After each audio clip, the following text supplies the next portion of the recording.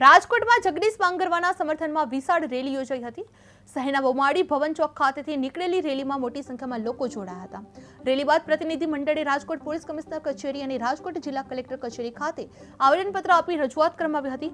જે રાજકોટમાં ડીસીપી સમર્થનમાં રેલી યોજાઈ હતી, જેમાં જગદીશ બાંગરવા સમર્થનમાં લોકો ઉમટી પડેલા જોવા મળી રહ્યા હતા। રાજકોટના ડીસીપી ક્રાઇમના અધિકારી એવા લોકલાડીલા બાંગરવા સાહેબ જગદીશ બાંગરવા સાહેબના સમર્થનમાં રાજકોટની જનતા અને અમે લોકો પાસે આવ્યા છીએ। એટલા માટે આવ્યા છીએ કે છેલ્લા ઘણા સમયથી રાજકોટ શહેરમાં અનેક અસામાજિક તત્વોએ પોતાની દાદ જમાવી હતી, લોકોને છેતરી રહ્યા હતા, લોકોને સાથે અત્યાચાર અન્યાય કરી રહ્યા હતા, વ્યાજ સાથે મકાન પડાવી લેવા।